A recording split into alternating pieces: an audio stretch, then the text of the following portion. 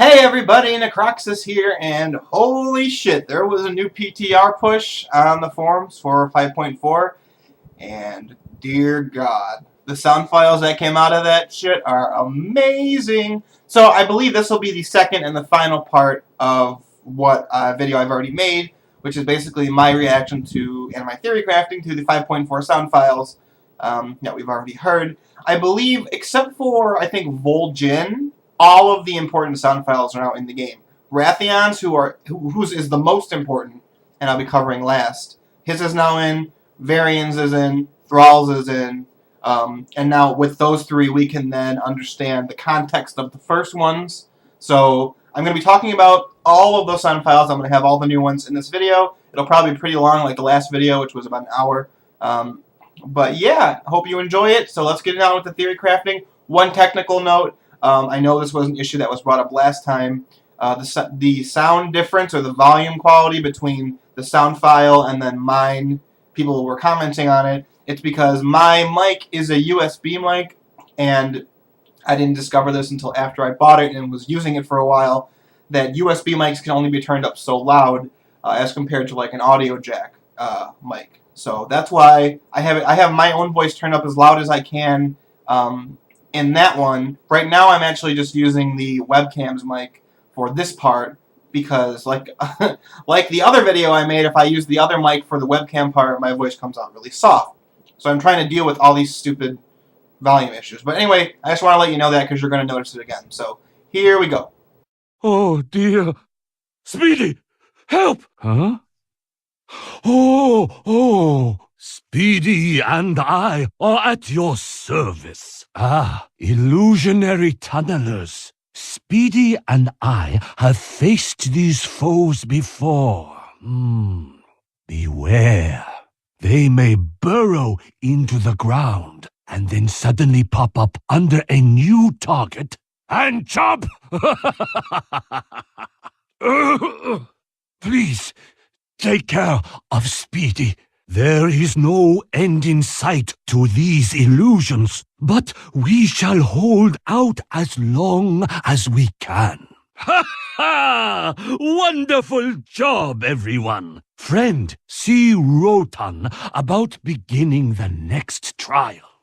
So these first four sound files are going to be about the Timeless Isle, or at least what we think is going to be on the Timeless Isle, and it also has to do with something Blizzard brought up. I believe they first started talking about it at the BlizzCon, where they announced Cataclysm, which was what, BlizzCon 09 or 2010, around there. Basically, it has to do with something called the Proving Grounds. For those of you who don't know what that is, the Proving Grounds are essentially a solo event. We don't know if it's going to be a scenario. It's a solo event where you basically test your skills of your spec against increasingly difficult minions until you lose. So it's basically an infinite spawning loop of harder and harder enemies, just testing how good you are at your specialization. These sound files seem to be the different characters that each spec interacts with. Now, Sully and Speedy, if I had to guess, are for the tank part. The player is the tank, and either Sully is the healer or Sully is the DPS, and Speedy is the other one. So Sully and Speedy are the healer and the DPS, and your character is the tank. If I had to guess, that's what I think it's going to work like. You're going to see with the next sound file, that is going to be a tank one. The NPC is the tank. So I think that makes sense. I'm going to include the next two sound files right in a row because they're both related. The first one you're going to hear is from an NPC named Otto. The second one's going to be a little bit longer from an NPC called Rotan. I will protect you, illusionary hive singers. Their sonic waves will harm us all. A new challenge. Illusionary conquerors. When they become enraged, they strike with incredible power. I have fallen. I am sorry. I shall train harder for next time. Hello. For this trial, you must keep us alive while we face the incoming illusions. I am Otto, and will protect you. Hold tight. I am coming. I am a wall of iron, but I cannot hold much longer. Greetings, an illusionary banshee. Kill it quickly before it explodes. This illusionary slayer will test your ability to damage your opponent. Do not worry, it cannot harm you. Oh, the illusionary Shah. Save your strongest attacks for when its barrier falls, leaving it exposed. A master of defense. The illusionary Guardian deflects all attacks from the front. Stay behind it. The illusionary Mystic will heal any ally that is significantly wounded. Interrupt its healing spells. The illusionary Banana Tosser. It will rapidly toss bananas toward you. Move to avoid them. Prevent it from running away from you, if you can. The illusionary Amber Weaver conjures globs of amber that float toward you and explode on any contact. Lead the amber globs into other illusions. Illusionary varmints come in packs and are harmless. Use attacks that affect multiple opponents to kill them quickly.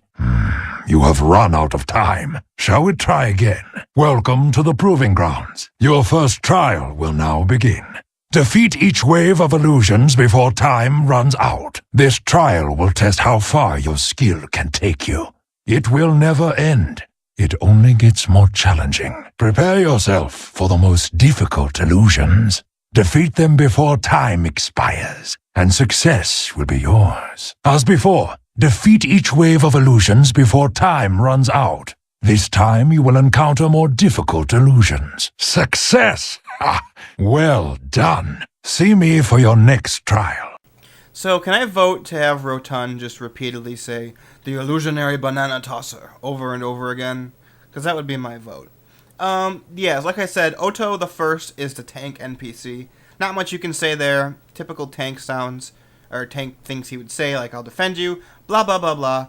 Rotun seems to be, I'm not sure if he's an NPC involved in the fight, or more likely he seems like just the announcer, or like the official that you meet with during the scenario. I'm gonna come out and guess and say it's gonna be a solo scenario, just like the Warlock Green Fire was, that you can keep going into. Because for those of you who don't know or haven't watched my video, even after you've beaten the Conrathod fight in the Green Fire Warlock part, you can go back into the scenario and try it again, as long as you click on the sigil in front of the Black Temple door. So I have a feeling that Rotun is going to be the official for that. And, you know, like I said, it's called the Proving Grounds. There's really nothing revealing we can learn from this. It's just increasingly difficult waves of enemies, and you prove yourself to them. So let's move on. I did these three ones first because they aren't really lore. Not really lore. They're just kind of like fight sounds. So now let's get into the actual interesting ones. A pleasure. We do not know. That is precisely why I am here. Time is frozen in this place. The island teems with life, yet somehow never changes. Until recently, this place was lost in the mists. Those few inhabitants who found themselves stranded here were forced to mint their own currency, immune to time distortion. It is the only way trade is possible. As would I.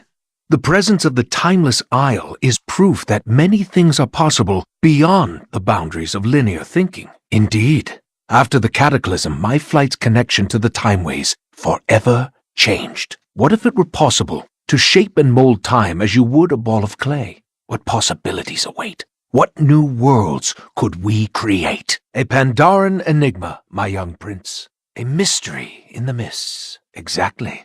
Time is frozen in perpetuity. Cause and effect rendered all but meaningless. I should like to find out.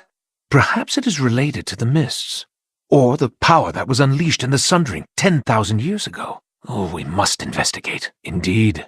This place overturns our very notion of time and how it shapes the universe. Stranded on this island, you will find the most dangerous creatures in all of Pandaria.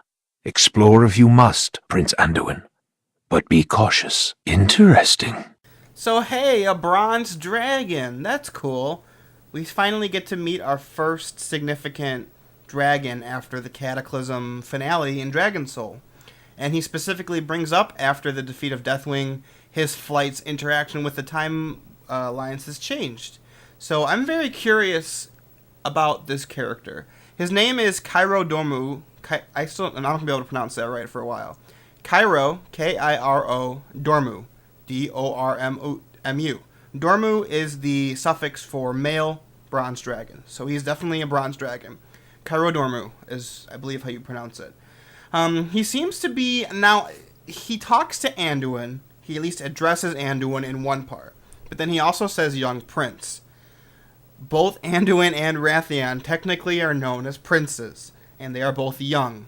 So I'm not sure if that first young prince is directed at Wrathion or at Anduin. Either way is interesting. If it's at Wrathion, then there is a bronze dragon working under Wrathion, which I find fascinating. That's why I don't tend to think this is true, because it seems a little bit unrealistic.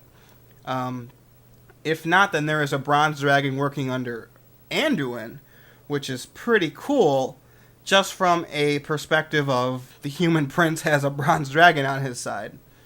But I kind of want to know where this guy came from and why he's there. Did he just appear because the Timeless Isle showed up as a thing?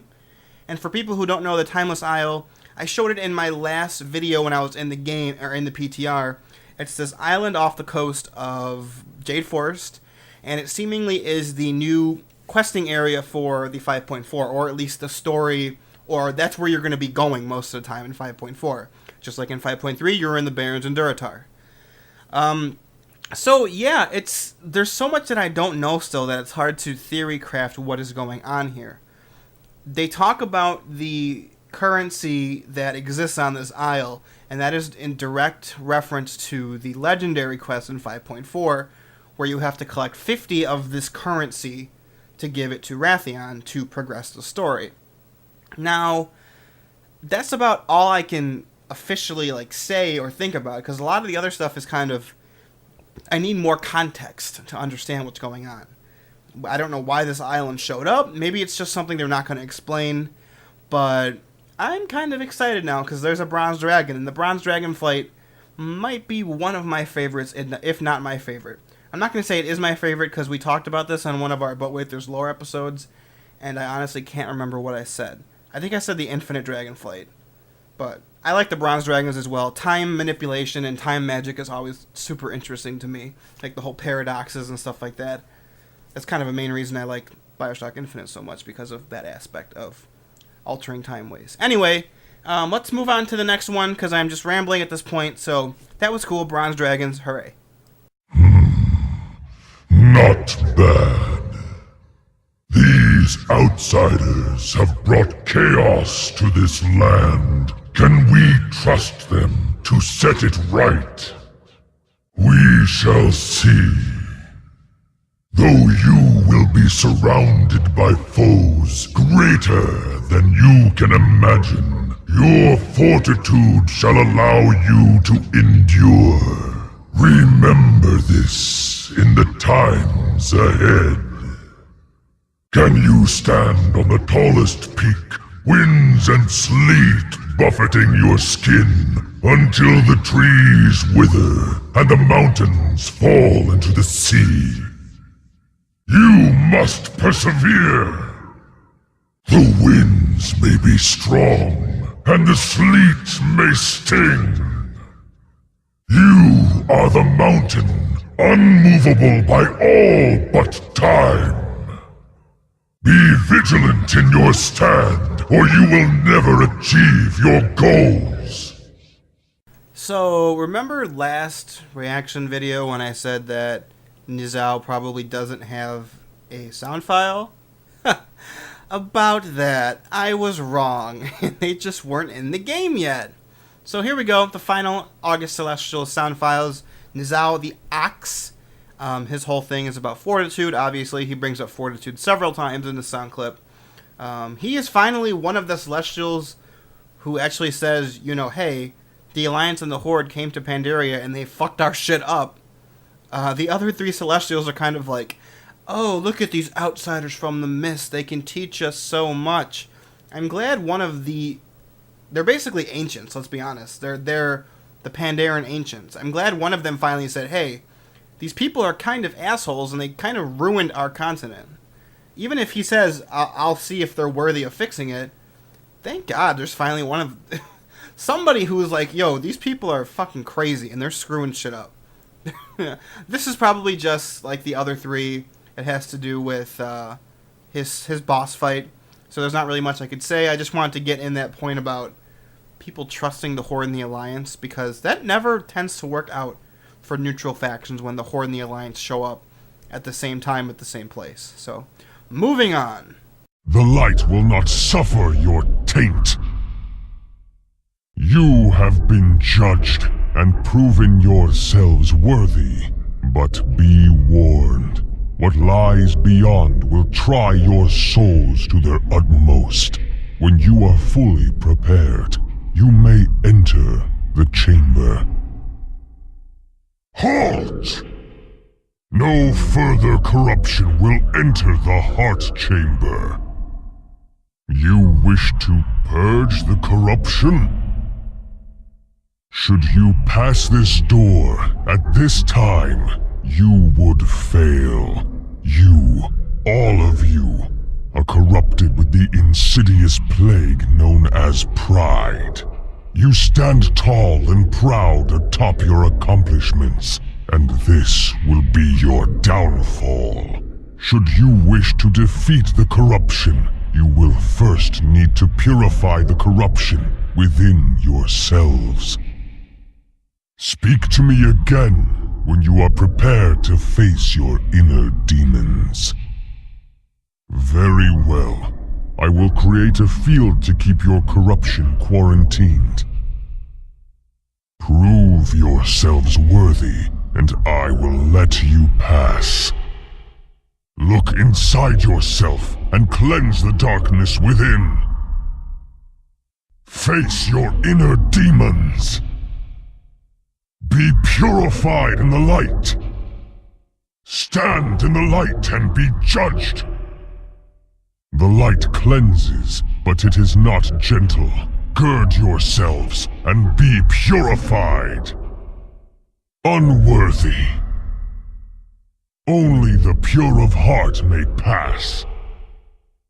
So that was Norushen, who is involved in the third and the fourth boss fights in the Siege of Orgrimmar.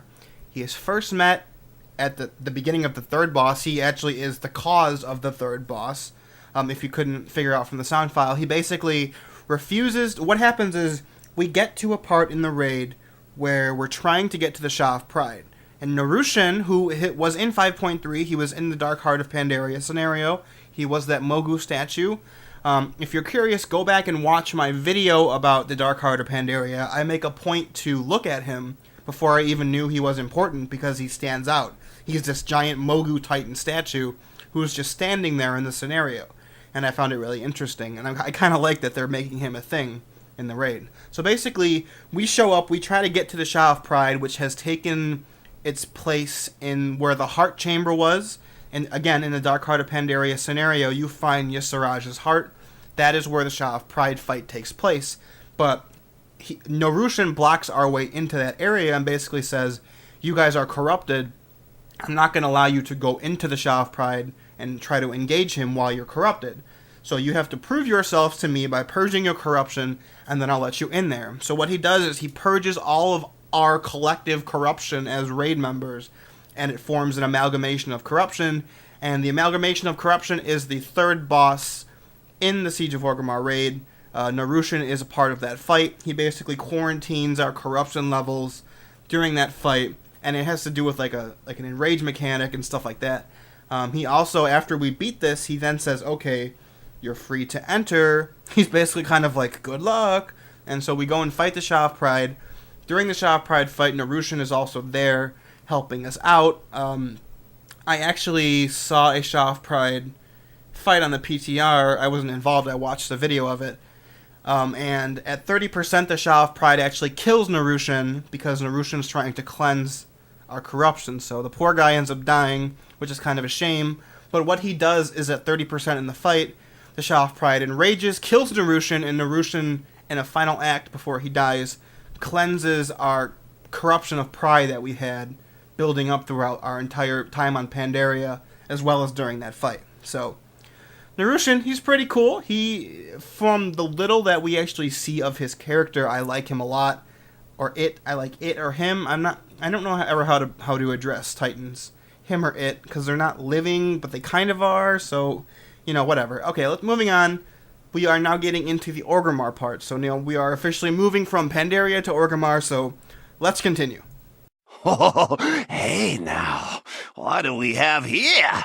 So Garrosh thinks he can cheat old Grizzle out of a payday, huh? Go get it, boys! That contraption's got nothing on real goblin engineering. Oh, maybe it does. I better, go check on the others. So that was Grizzle Gearslip, and as his role in this expansion is increasing, I'm finding myself liking him more. For those of you who don't play Horde or missed him, he first appears in 5.1, I believe. He is basically... He is the opposite of the gnomes for the Alliance in the Mists of Pandaria story. In 5.1, where the gnomes show up and begin excavating, the goblins begin mining for oil. And Grizzle Gearslip is one of the people who arrives there. And then he shows up in a more prominent role in 5.3, where he's basically the leader of this group that is sent to find the Heart of Ysuraj in the Dark Heart of Pandaria scenario. I notice we keep coming back to that scenario, and it's so important what happens there. I kind of realized how important it was when I was doing it, but I don't think anybody truly understood the importance of that event and everything that happens, because most of the Siege of Orgrimmar storyline happens because of the Dark Heart of Pandaria scenario and what becomes of that at the end. The discovery of the Heart of Ysuraj causes all of these things to happen. Of course, there is the rebellion storyline was still happening regardless, but the Heart is what allows Garrosh to freak out and have so much power to be able to do the things that the Alliance and the Rebellion are freaking out about. The Heart allows Malkorok to be transformed. The Heart allows Garrosh to empower himself. The Heart causes the Shah of Pride to manifest in Pandaria and screw up the Veil. It's so important, and I didn't realize until I'm recording just now. It was just crossing my mind as I was about to make another thought. That scenario is supremely important. Anyway, going back to Grizzle Gearslip, he is the goblin leader in that scenario, and he basically is the one at the end who says, let's see how Garrosh wants the support of the Bilgewater goblins when the time comes. He's basically saying that the goblins are leaving after Malkorok is like, I'm not giving you all the money because some of your people died and blah, blah, blah, blah, blah. So in the raid, it seems like Grizzle Gearslip is just, like he's been this whole expansion, the opposite of the Alliance's character, who is High Tinker Mechatork. In the first reaction video, there was about roughly the same length sound clip from Mechatork, the leader of the gnomes. So just basing it on what Grizzle Gearslip is saying and the context of what I can gather, it seems like he is basically the Horde's member who shows up. And if I had to guess, it seems like he shows up during the Siege Crafter Black Fuse fight or the Robo Scorpion. Either one. I can't figure out yet. So if someone knows if I'm missing like a confirmation between which one that is, let me know. But they make it vague enough that it could be either one because he talks about an engineering thing. And I'm beginning to think it has to be the Robo Scorpion because Siegecrafter Black Fuse is a goblin himself in that boss fight. So the Robo Scorpion is basically by himself, or by itself because it's not a thing. It's just a robot there doing its job. So I think Grizzle Gearslip is involved with that, where the Mechatork is involved on the Alliance's side. So that's cool. I like Grizzle Gearslip, but I have to say it kind of annoys me again because why would they not include Gallywix? Why? He's the leader of the Bilgewater Goblins. Make him show up or make someone else the leader. I don't understand their reluctance to adding him in the game. Is it just because they don't want to make a special model for him? Because he's not a typical goblin. He's a big, fat, obese, like, pompous, rich goblin. And even when you see him in the goblin starting zone, his model is not how he looks canonically. I'm wondering if that's it, or if they just don't want to include him because his character has gone as far as it can go. I mean, there's only so much you can do with a character whose main focus is he's greedy. Like, that's his character. That's his entire character. Gallywix is greedy. So, I mean, Grizzle Gearslip, make him the faction leader, or make Sassy Hardwrench the faction leader. Damn it, Blizzard, I just want Gallywix to be out of there. This was the perfect opportunity to make Gallywix show up and support Garrosh for whatever reason. They could have made the next sound file we're going to listen to, who is Siegecrafter Black Fuse, they could have made that Gallywix. There's no reason they couldn't have done it, and they could have killed Gallywix off, and they could have solved this whole problem of Gallywix not appearing in the game. But let's move on to Siegecrafter Black Fuse, and we will talk more about this afterwards. Oh, look! You're the ones that smashed up my juggernaut. Let's see how you like the newest addition to the War Chief's arsenal, the Iron Star! Alright, boys. Let's show 'em how Black Fuse Company fights. Guraden, you're on deck. Agron, show 'em who's boss. Alright, Shanna, you're up.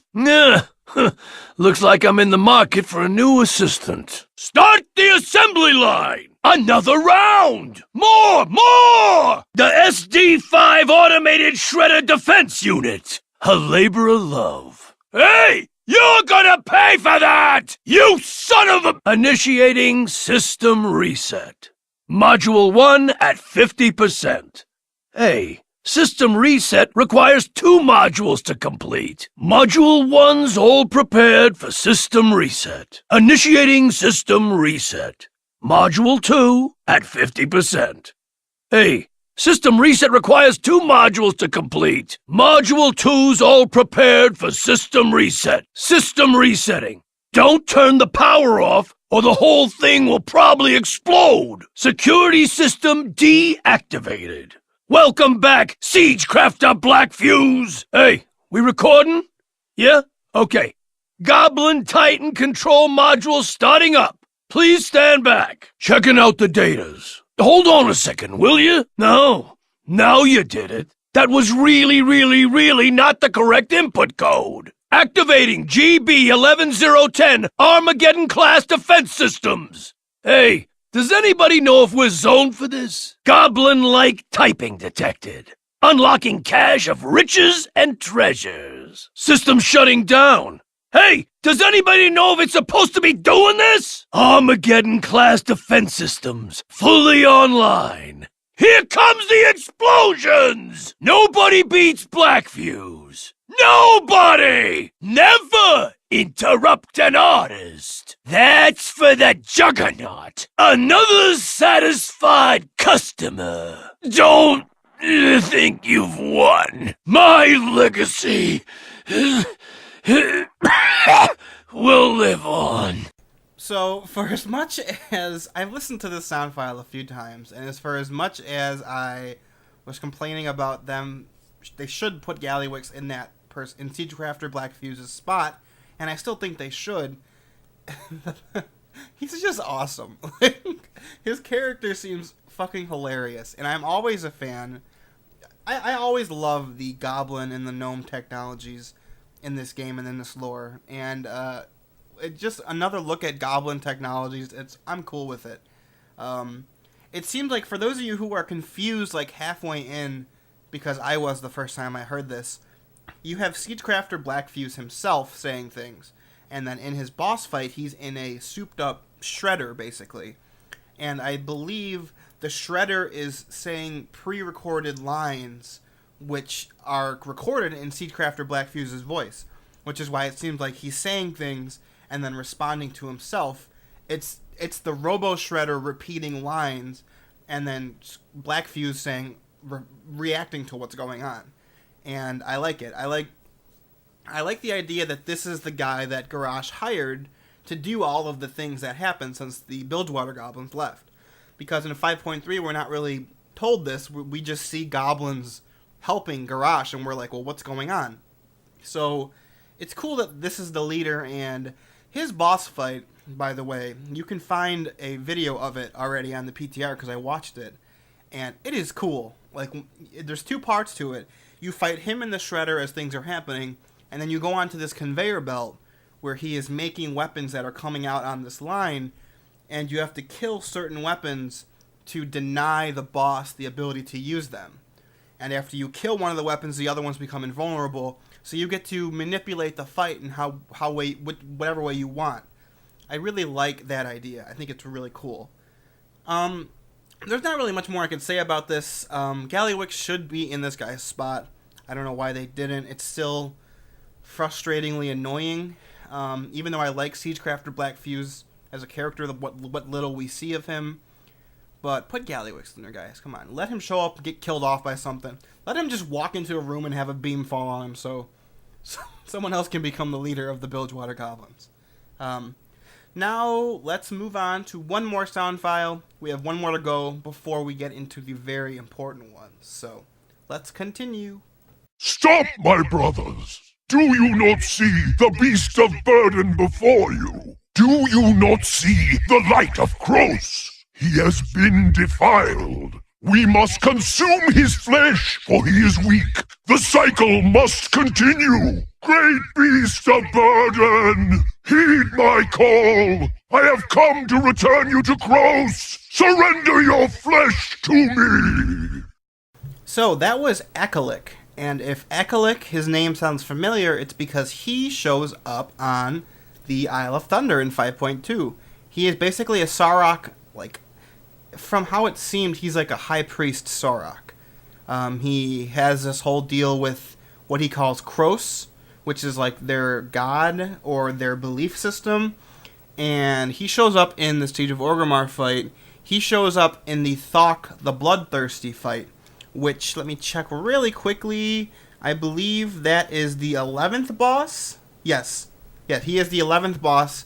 Thok the Bloodthirsty is a giant Devilsaur, or not Devilsaur, what kind of dinosaur is he? I'm not sure. He's a dinosaur. He's that big dinosaur that looks like one of the ones in the Throne of Thunder fight that you see, or at least on the island. He basically looks like the T-Rex with the thing over his head, like the big stone armor-ish thing.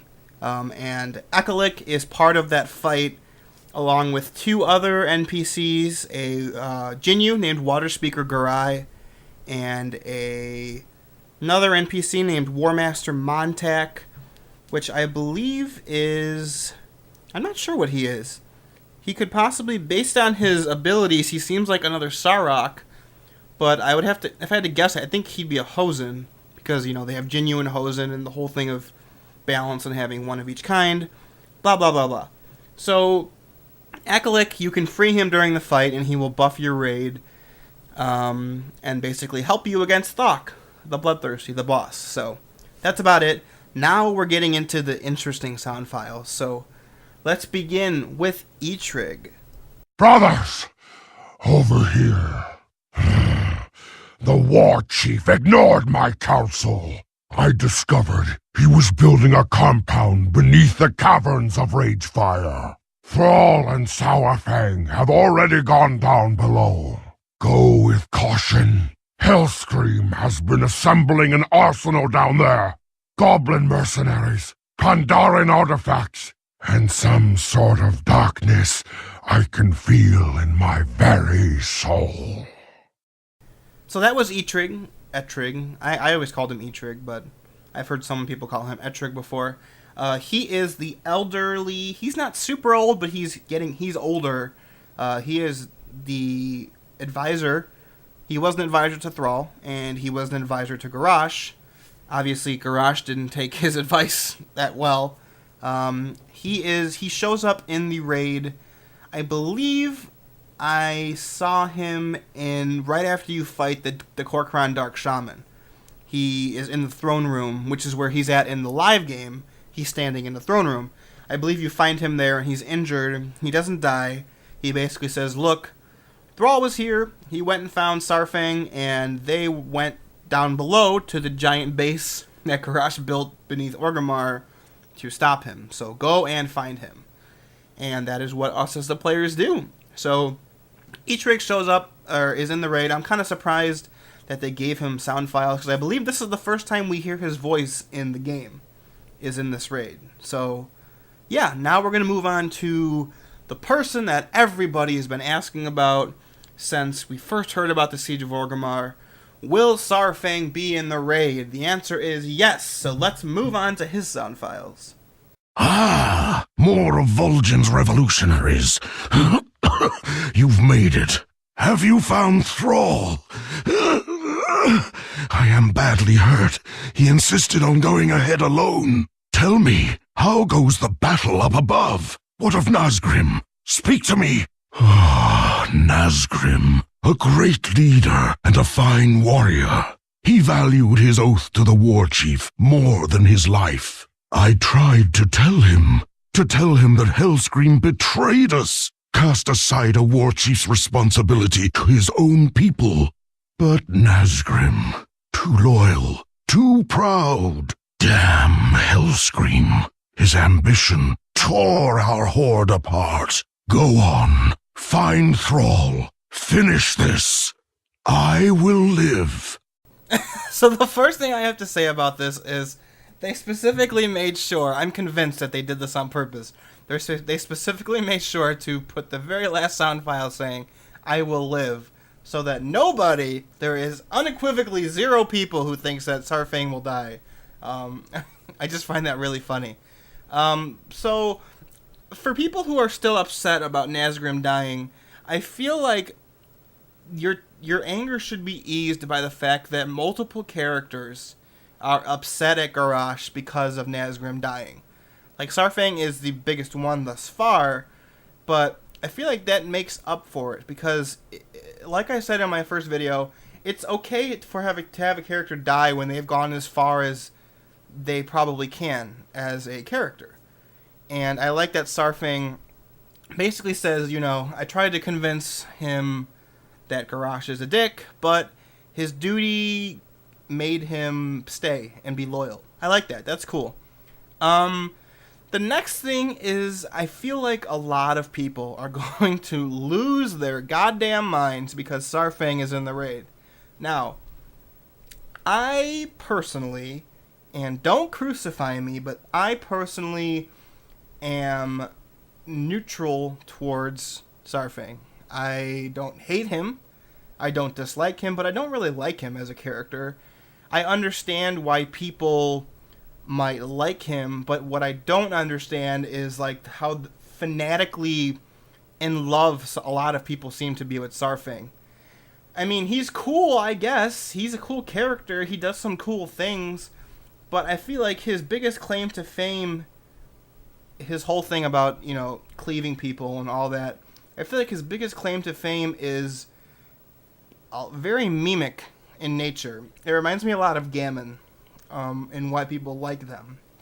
And I can get liking a character who is goofy or who kills the Alliance or who was famous for doing so back in Vanilla or whatever, but I don't get how rabid his fans seem to be. Like, oh, Saurfang for War Chief, and Saurfang is the greatest thing ever. And that's another thing.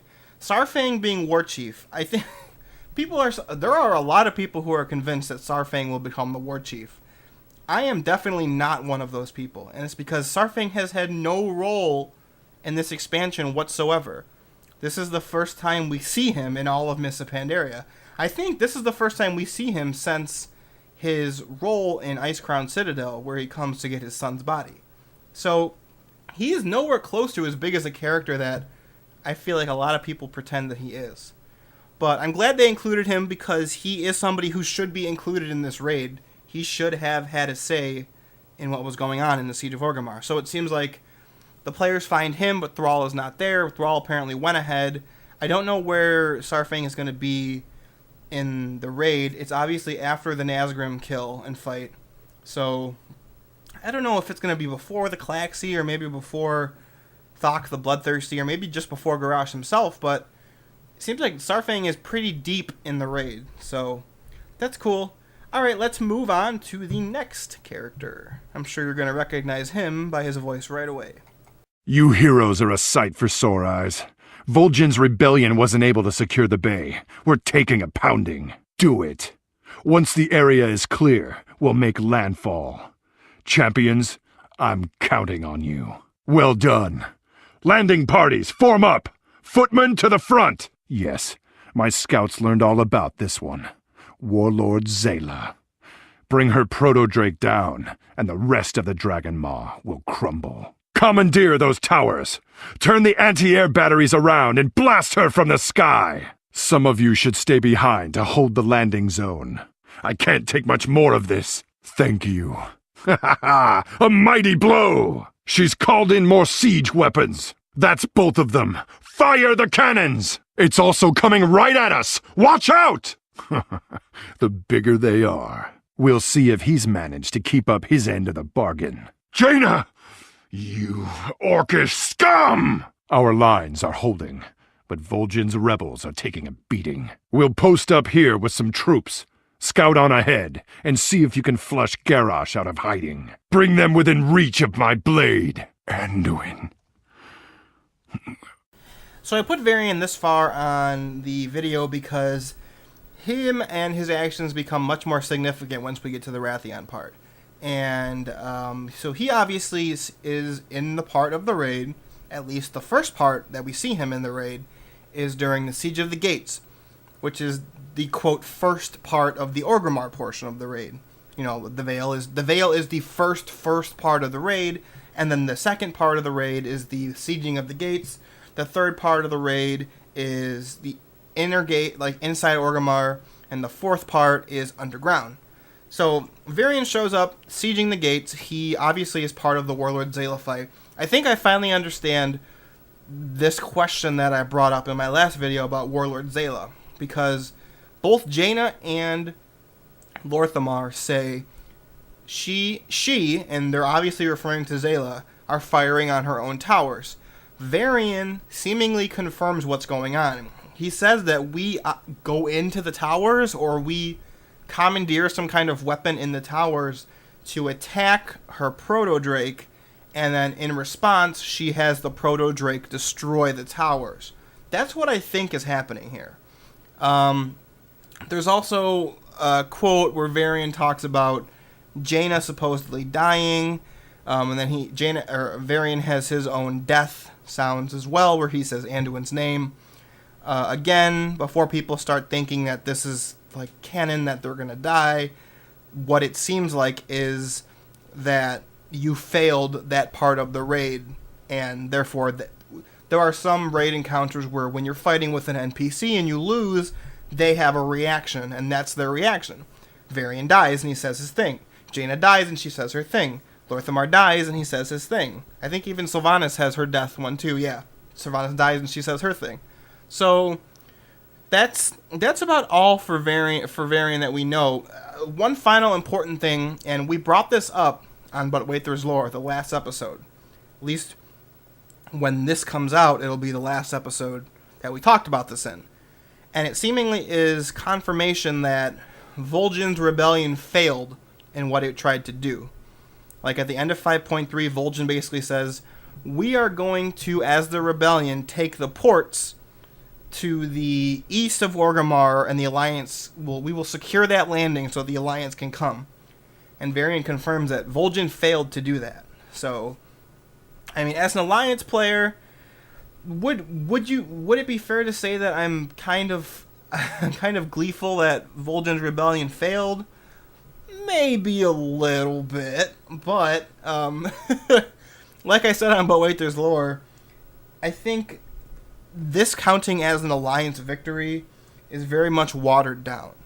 Like, the fact that we win because the rebellion failed is just another reason. I believe the first time I brought this up was in the 5.3 story reaction video a couple months ago, where I talked about, you know, the Alliance, all they seem to be doing lately in the lore is reacting to things that the Horde have done.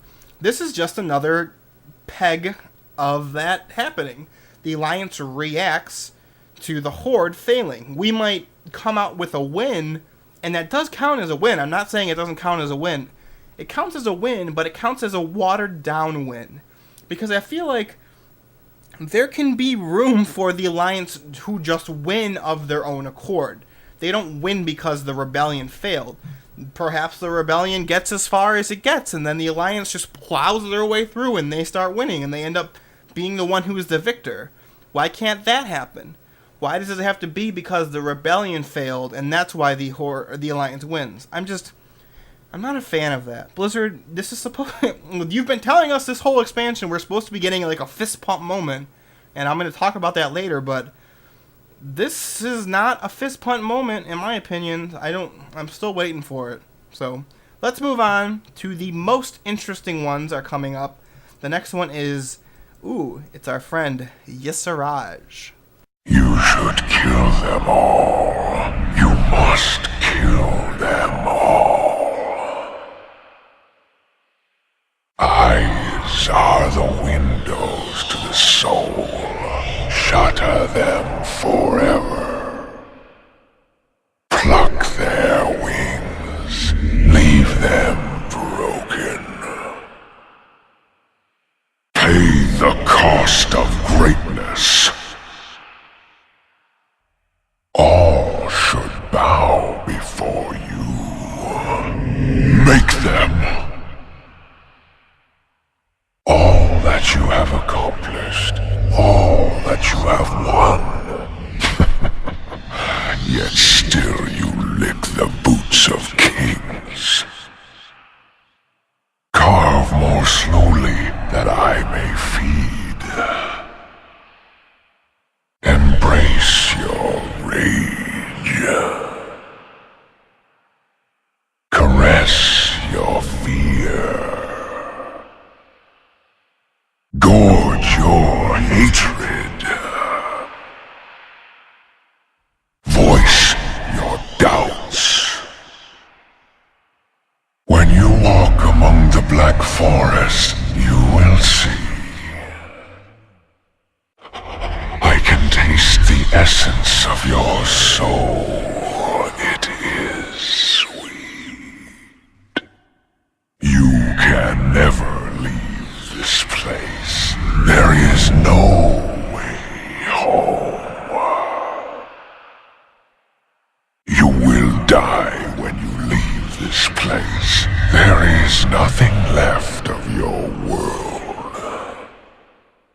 You have already lost. All of your friends are dead. No one is coming to save you. Your allies will leave you behind. You cannot succeed. Your cause is hopeless. Your allies think you are weak. You do not have the strength to defeat him. You are too weak to carry on. With each thread unraveled, a step closer to my realm. Another blemish on your soul. You will rest in Nyalotha. Oh boy, Yusaraj, this might be the first Old God sound file that I've heard that legitimately creeped me out at points, because we've heard Cthulhu, we've heard Yogg-Saron. N'Zoth is not in the game yet. I don't know if he will ever be, but Yusaraj, his voice, just something about it, man. It's creepy, and it's, if I had to guess based on all of his sound files, and there are a lot of interesting things that happens in his sound files, he is seemingly speaking to lots of different people. I have to wonder if we're going to hear whispers of him during the raid all the way up until we fight Garrosh, because he talks about plucking their wings. I have a feeling he's talking about the Mantid, or the Klaxi when we fight them, because that sounds like something an old god would say while you're fighting them. He's basically like, embrace your blemishes, pluck their wings so they're dying. So I think he's talking to us as the raiders there. He talks about licking the boots of a king. I have a feeling that is directed at Vol'jin. He talks about something related to Varian, where he says, despite all your victories, blah, blah, blah, blah, it's not going to matter. And then he says a bunch of other things that I'm convinced are directed toward the raiders. Basically, your allies will betray you, and all the other Cthulhu-sounding things, because Cthulhu was famous for saying all those during his boss fight. So, Yusaraj sound files, they're interesting, but they're just vague enough that there's not a ton I can say about them. He talks about this black forest that we don't know what that is. Is that some demented version of the Emerald Dream he's talking about? Is it this Nyalotha place that he mentions? Because the ancient city of Nyalotha is, while it's a direct reference to Lovecraft and his stuff, it is also something that Yogg-Saron's puzzle box that you can get for archaeology directly mentions that exact same thing. The sleeping city of Nyalotha. Is that an actual thing that we're going to see in the game, or are they just putting in fluff that is referencing Lovecraft? When they first talked about it with Yogg-Saron, I thought it was just fluff. But now they've made Y'Siraj talk about it, and he talks about it during the raid. So maybe this is a thing that we're going to see at some point. Maybe we're going to see Y'Siraj somehow come back to life, even though Dave Kosak did say Y'Siraj is dead, but Dave Kosak also said that we weren't sure if we were going to see the 7th Shah in the game, and now we fought the Shah of Pride at this point in the raid.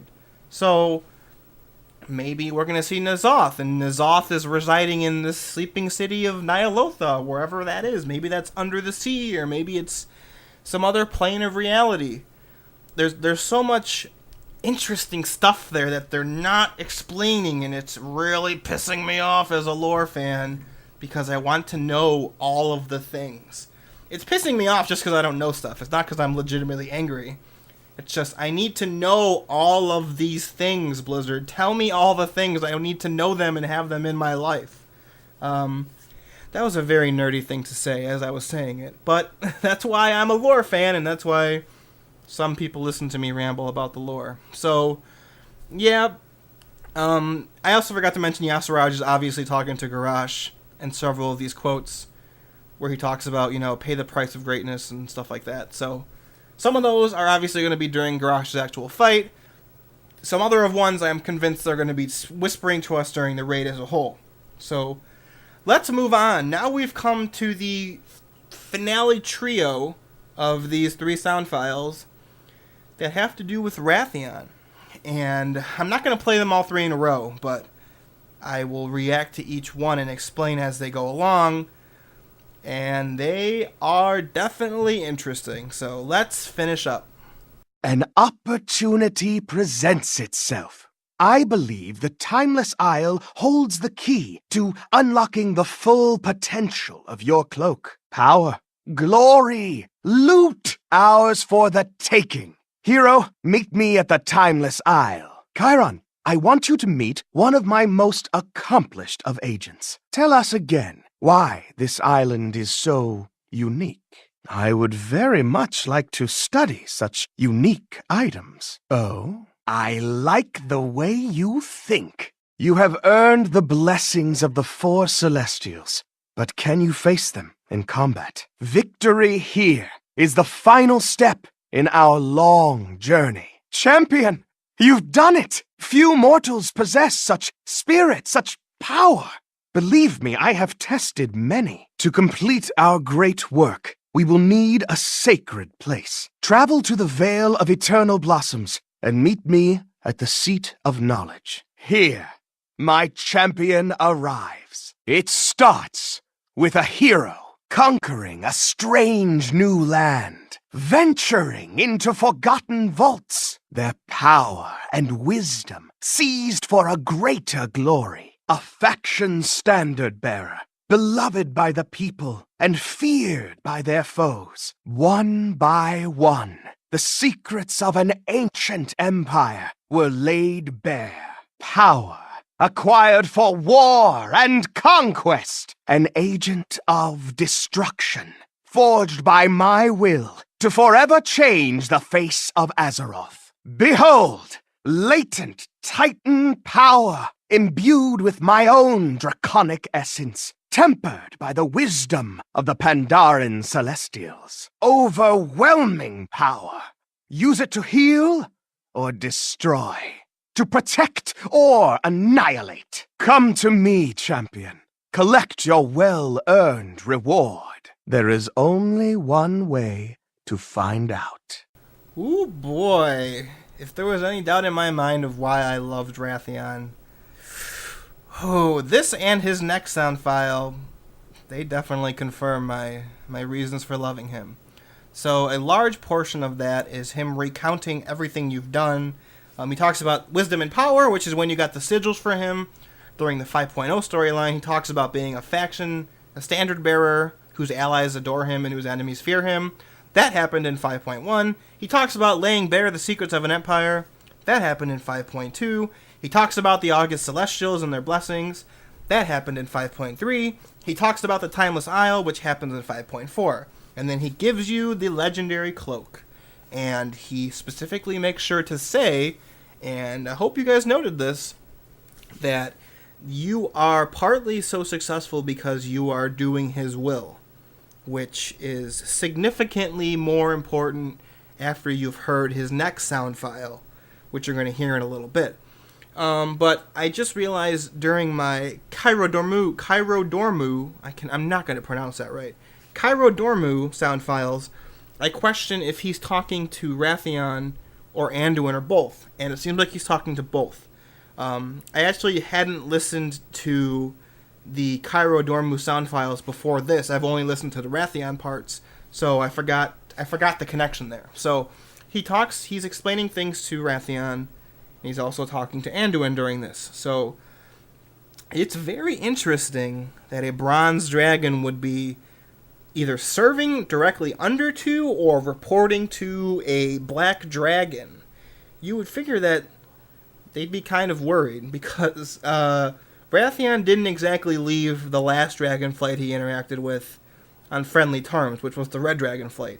He left them by breaking the legs of their representative who sent them to get his eggs, and then he killed several of them after they tried to assassinate him.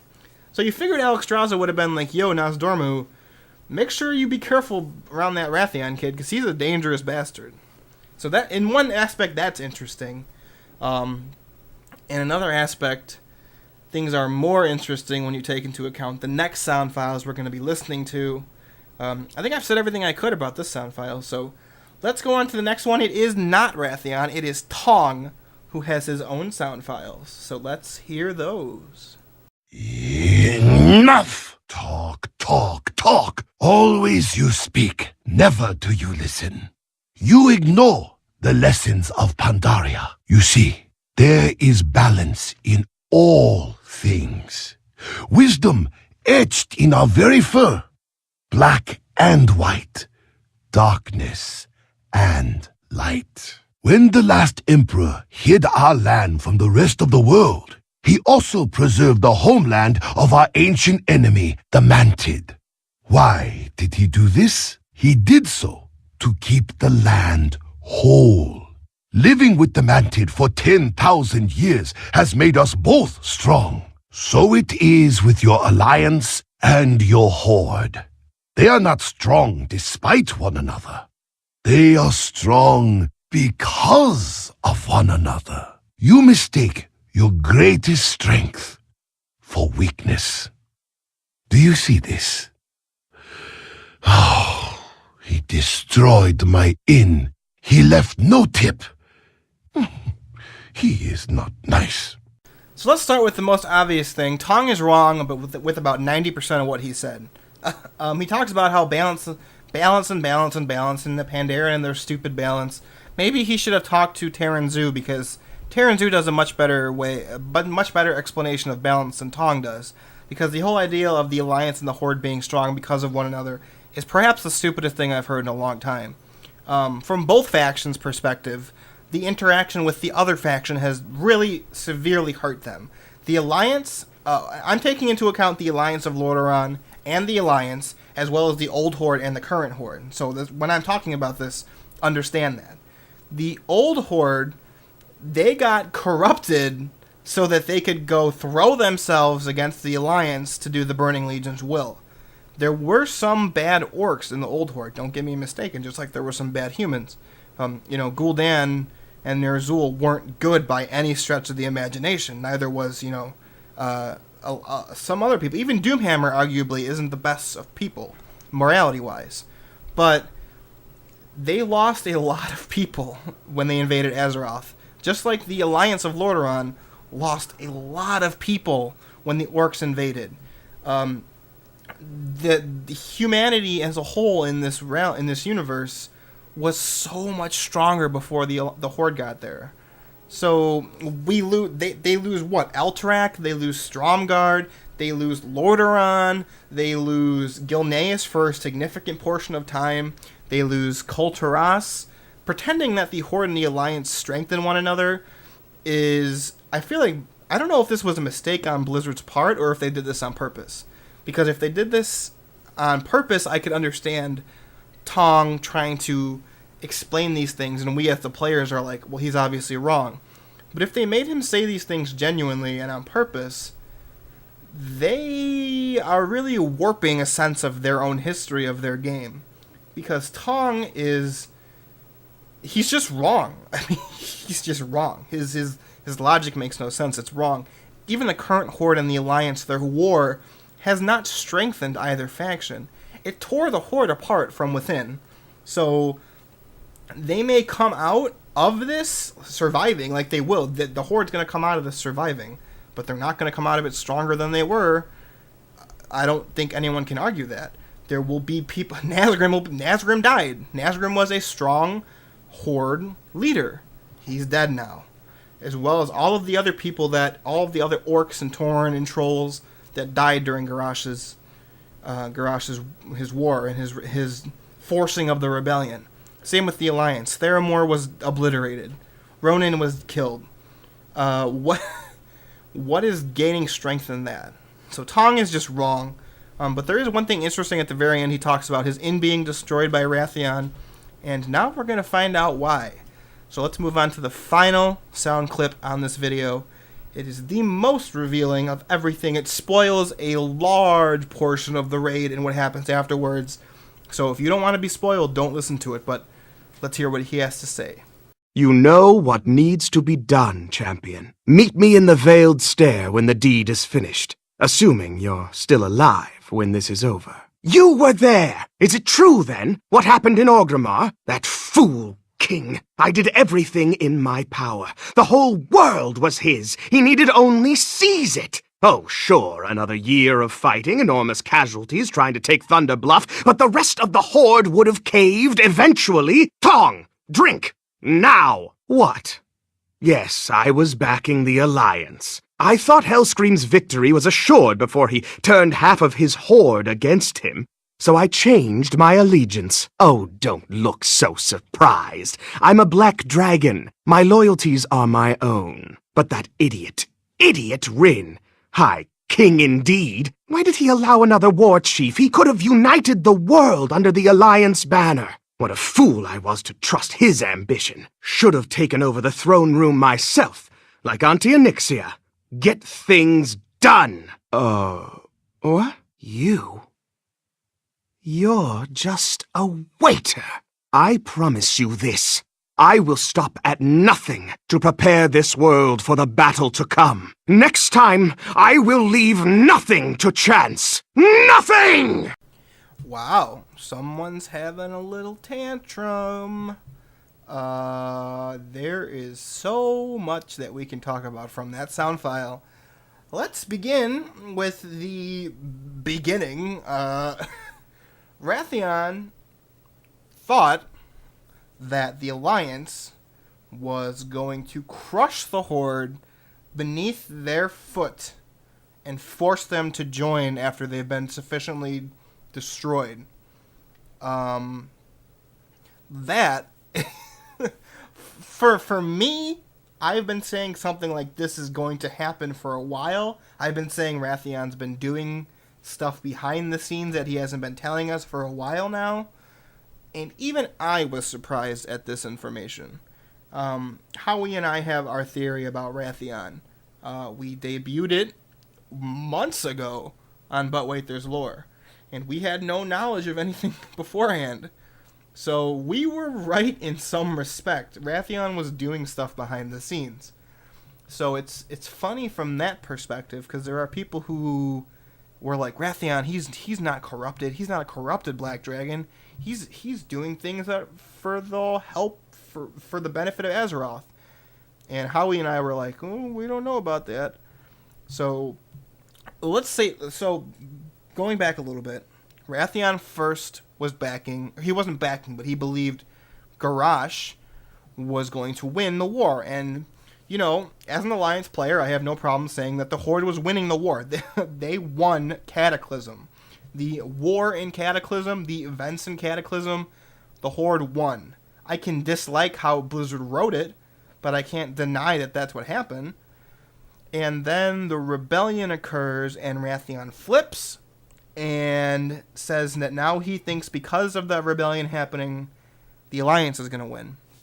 And like I said earlier in the Varian sound files, the rebellion fails in what they tried to do.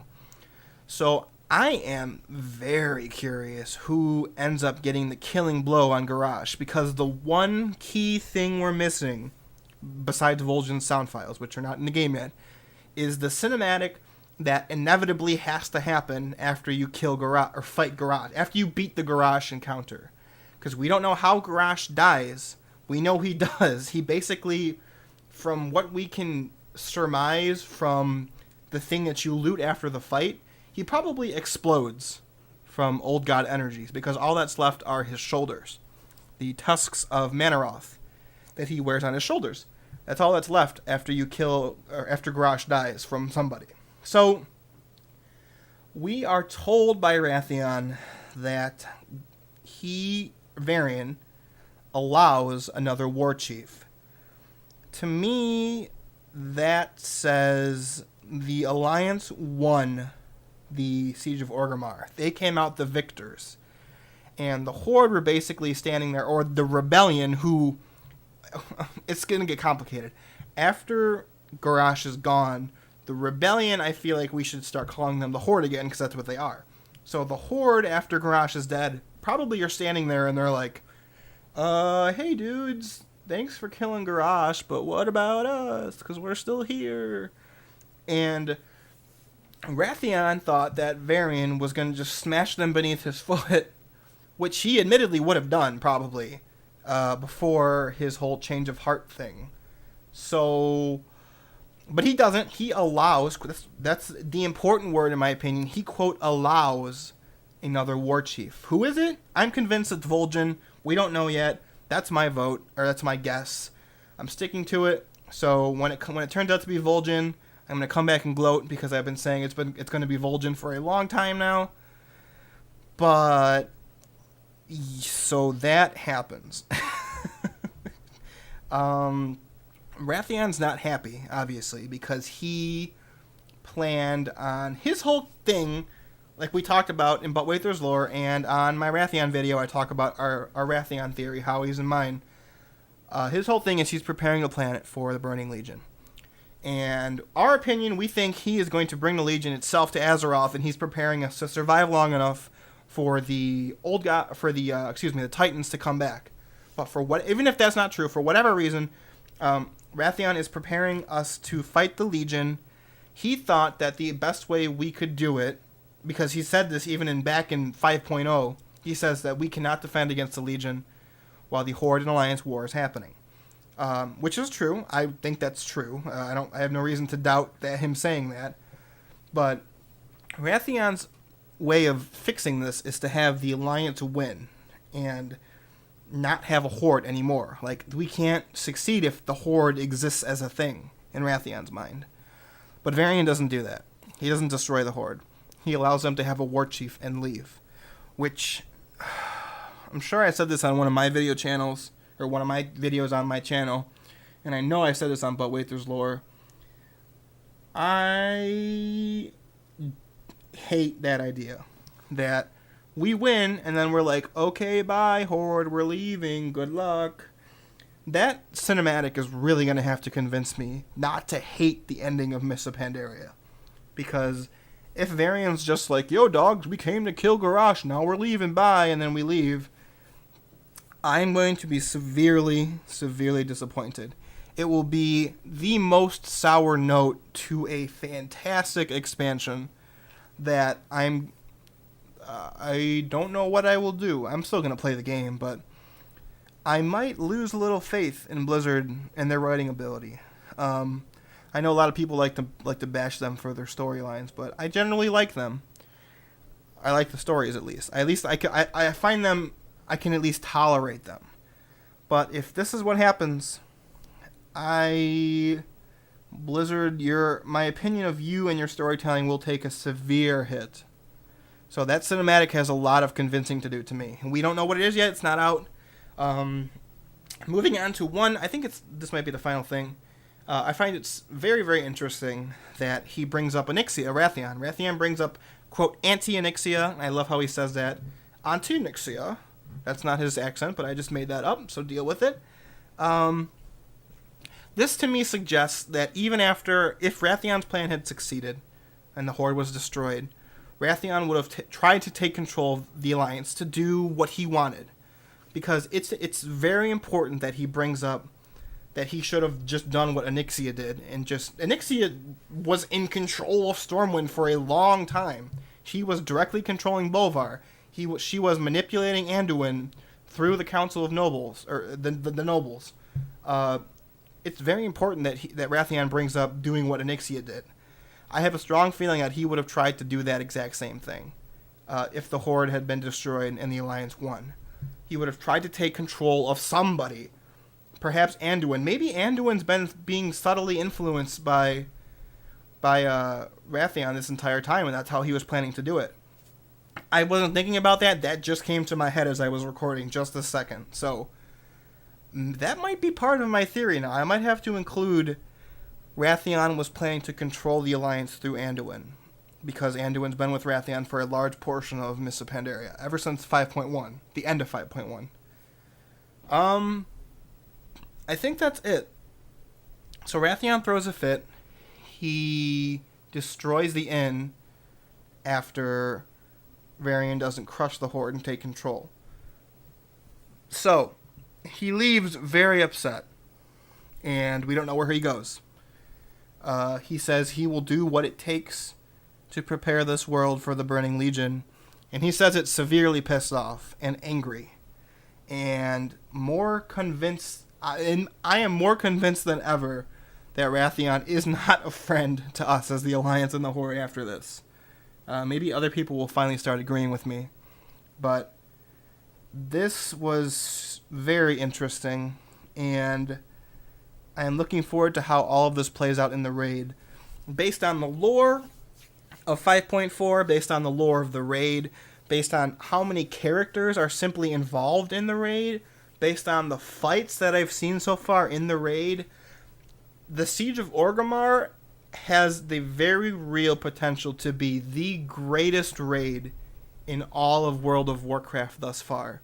And that is saying a lot, because how many raids are in this game over all of the expansions? I'm going to go out on a limb and say if all of this happens the way it happens, even if I dislike the ending of the story, Siege of Orgrimmar is going to be the greatest raid of World of Warcraft until something better comes out. I'm going to claim that officially now, right now. So yeah. Thanks for watching, everybody. This is the end of my theory crafting video. There are a couple more sound files to come out, but the vast majority of the important ones have already been finished. I will definitely make one about the Vol'jin sound files, which still are not in the game. But other than that, I think most of the other sound files we've heard are important enough to talk about now. That was a really messed up sentence. I think most of the sound files that are important have already come out except for Vol'jin. So Vol'jin might be the only one who I make another video about. We'll have to see, unless they release some big revealing new things. So, okay, that's it, everybody. Thanks for watching. My name is Necroxis, and I hope to see you for our next look at Warcraft's lore, whatever that may be, a character video, some PTR stuff, another review video like this. But stay tuned, because there's always more Warcraft lore to explore, and I hope you do that with me. Farewell.